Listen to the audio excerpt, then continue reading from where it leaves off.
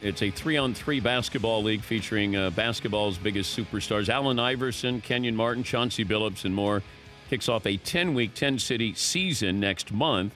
Ice is the co-founder of the league, and tickets for all games on sale starting May 13th at Ticketmaster.com. Yeah, Fritzy. Hold up. I know you got an interview with Q. We've been trying to get him on the show, back on the show for a while, and we're pumped to have him here. But just wanted to say one thing before you guys get started. I got something to say. He's been working that for months. I've been wanting to do that for several years now. He put feeling in it. I like that. No, he does. I like that. But do people come up to you and try to rap to you?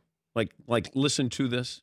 No, I mean, of course, if they're trying to get a deal. Yeah. I mean, you know, every rapper has the story of you at the club or you at some place just trying to enjoy yourself, and some young rapper wants to bust his favorite 16 bars in your ear, you know what I mean, as loud as he can. So, you know, I used to send him over to my friends. I'd be like, hey, man, go rap in Dub C ear. He loves that. He loves that. You know what I mean? So Dub would come be like, dude, why you send him over here to rap? Dude, yelling, screaming in my ear. Yeah, rap as loud as you can. Fritzy, give Ice just a little taste here. Not of Ice. Where Brooklyn at? Where Brooklyn at? Where Brooklyn at? I'm going to do it like this. Check it. I got 7 Mac 11s, 8, 9, 10. It never ends. You can't bust my riches, even if you had MC Hammer and 357. Okay. Does he get a deal? Huh? Does he get a deal? He don't get a deal quite yet. But he gets an A for effort for sure. I'll take that. Yeah. I like that. We work on the lyrics. All right. So how'd this come about that you were getting former NBA players to play in a 3-on-3 league? Hey, it came, you know, it was a dream of mine. You know, I'm sick of seeing guys who can still play basketball retire.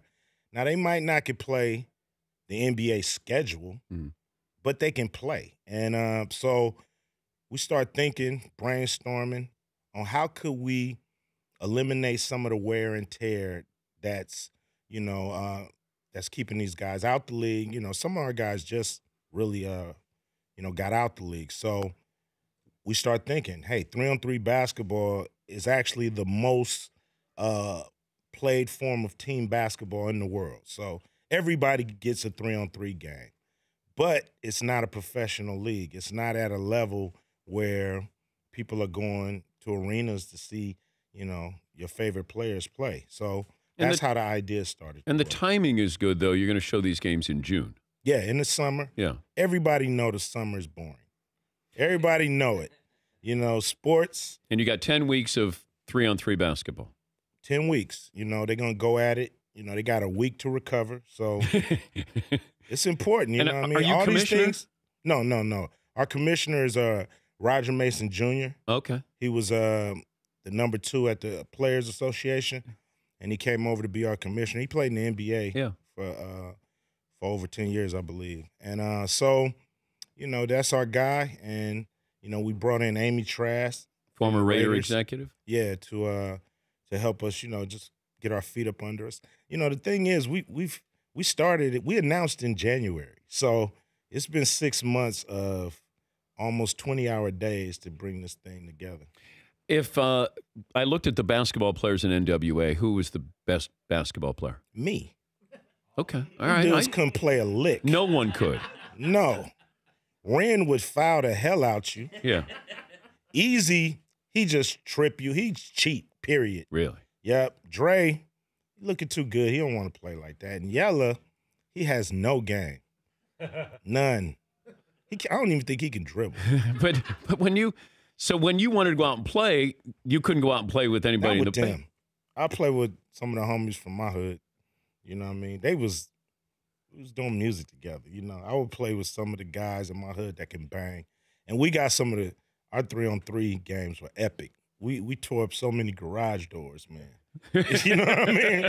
I mean, we used to kill garage doors, slamming into it, you know, just balling hard. But how important was basketball to you growing up? Very important. You know, it was escape. You know, my neighborhood was extremely athletic. We had a lot of boys on my block, and we would all challenge each other in everything: basketball, football, baseball, fighting, you know, wrestling. Whatever we could do, we challenge each other. Bikes, skateboards, whatever. You had one of the great quotes that we've ever had on the show. because I asked you, how would I do in South Central? This is a couple of years ago, I think 2004 when I asked you, and you said, you'd be cool. Brother's got cable. Yeah, they do. For real. Yeah. You will be. Yeah. I don't know if I could just walk into the playground there and then they would please. They would know that it was me. They would be. Hey, selfie your ass to death. Dan, come on, man. Dan, don't act like that, man. Come on. Give me this selfie, baby. Yeah. Brother's got cable. Brother's got cable. Yeah. When your son was cast as you in the movie. Yeah. He killed it. Yeah, man. He got busy. But did you know that he was capable of doing that? Of course. He's my son. I know, but you see him up there as you. Well, a lot of people ask this, it's your son. Yeah. Like he had a shoe-in to do it. No, I actually knew he was the best guy for this role. I could have put him in a movie a long time ago. He's been around Hollywood since he was a baby. So, he was right for this. He had went with me on stage a lot. On tour, I would let him do, an NWA song. And then I had a couple songs with him. And then I just saw that he had it. So I just really, brought it to him a few years ago before we did the movie and told him, like, yo, if you put your mind to this and you get your acting chops up to the level that they need to be, you could probably get this role. And he worked 2 years nonstop. He trained out here in L.A. He trained in New York. He just got better and better and better. And then he ended up being the best guy for the role because it was other guys who auditioned for the part. And Universal had to sign off on him. So actually he was just the right guy. What did you think when you first saw the movie? I was blown away. I mean, a lot of this stuff people got to understand I discovered in making the movie. Because I wasn't around. Once I left the group in '89, I didn't know what they was going through. So in researching and putting this movie together, I heard, Ren do an interview and Yella. We was just researching and hearing all these stories that happened when I was on the other side of town doing my thing was interesting to me. So I was like, if I'm discovering stuff and I'm in NWA, the audience, they have to be captivated by this story. You look at that picture right there. What's that look that you're giving us there? What's that? I'm tired of doing these damn photo shoots. I'm about tired of this photo shoot look. Yeah. Do you remember that day? Yeah, I do. Actually, we was just happy at this point to start doing stuff. We don't look happy. No, you don't. We don't look happy. But rappers aren't supposed to look happy, are they? Well, we wanted to make sure people knew we were serious about this because a lot of people was taking West Coast rap as a joke. The only person at the time who was really breaking through was Ice-T. Yeah. So we was the second in line. So we wanted to make sure that they took us serious, the world took us serious, and that it wasn't a joke. But, when people looked at the movie, I think people didn't realize what you went through in real time. That, we look back and go, oh, my God. Like, it was so much crazier, cooler, dangerous, all of that stuff. Yeah. Do you feel like you're lucky you survived? I mean, like going the rap route? Yeah. I mean, it's like... But their danger, party... The rap route is not dangerous. It's not. Not compared to some of the routes other people have to take. Yeah. I mean, people have to really figure out how to make it in the neighborhoods we come from. But even the concerts where the police are right there waiting, if you're going to use this language, we're coming out here, or you're partying, all the things that went on. We love to party. You did. But the police and all that stuff, man, we wasn't sweating that one bit. But that was great PR for you, it felt like. I don't know if you felt like it at the time. No, we didn't feel like it at the time. We felt like they was trying to shut us down. But then we would want what's being shut down. We was too young to know that. Oh. You know what I mean? We didn't really know that. We teenagers, young 20s, so. What's the first thing you bought with big money? First thing I bought with big money, a car. But it was a whack car though, but I ain't gonna say it was a whack car, but it just wasn't nothing like super fly. I ain't gonna put no car companies on blast. I got a league. I'm trying to get sponsors. So.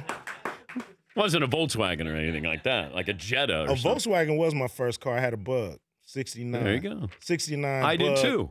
Battleship gray. I had green. Perfect for the hood, Battleship gray. And but would they leave that car alone in the hood? No. They actually wanted those. You know, they did. Yeah, it was like it was a car club, you know, Bugs, and you know, it was a car that looked cool enough, easy to maintain, and you could afford, you know. So people in the hood wanted those back in the day.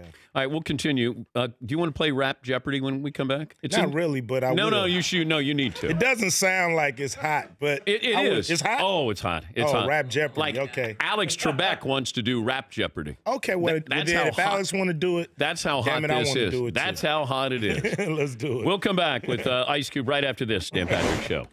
I used to give you grief on the radio when you said you messed around and got a triple-double because it was a pickup game. I know, but nobody keeps stats. You was not there. Cube, I never kept stats on a playground.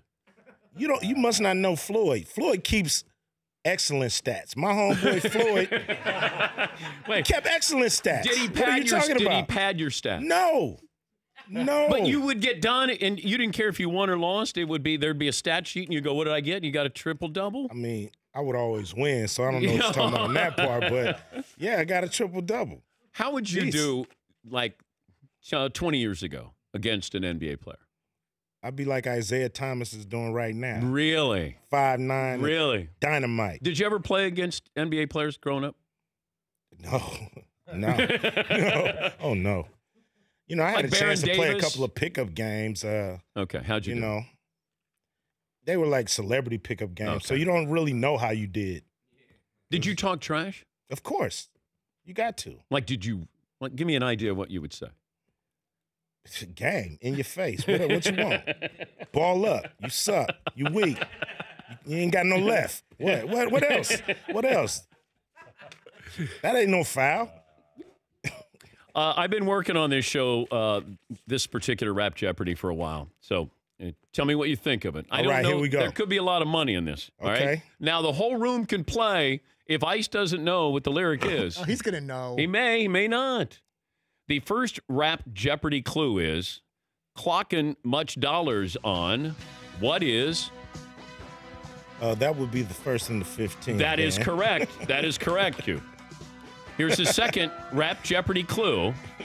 It's ironic. I had the brew. She had the chronic. The Lakers beat the Supersonics. Rest in peace. Rest in peace. You did not answer that in question form. Seton O'Connor. Who are the Supersonics? That is correct. Oh, that is correct. I was too cocky. Yeah, you were. Final Rap Jeopardy clue for Ice Cube. When I'm called off, I gotta sawed off, squeeze the trigger, and yes, Cube. Would that be bodies are hauled off? I'm sorry, Paulie. Dan, that would be what is bodies are hauled off. That is correct. Damn, man. I need you. Look, Cube. Nobody told me the Jeopardy. Nobody told me the damn rules of how you play Jeopardy. It's always in question. It's always in question. Damn, Come man. Come on. I won that, but I lost that. I don't understand that. What do you think of maybe bringing this to a TV show?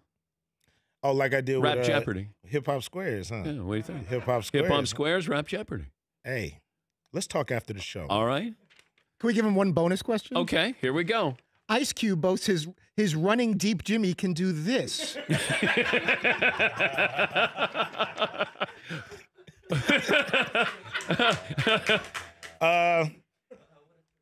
Yeah. Go ahead, man. Hit that one. Yes, Seton. What is put her butt to sleep? Okay, there you go. Put her butt to sleep. Yeah. What is put her butt to sleep? What is? That's fantastic. But to What sleep. is? Gotta add the what is to everything. You got any movies coming out? You do anything besides this 3-on-3 tournament here? No, man, I'm knee deep in the 3-on-3. That's what it's all about right now. Just, I'm trying to bring some fun to the summer.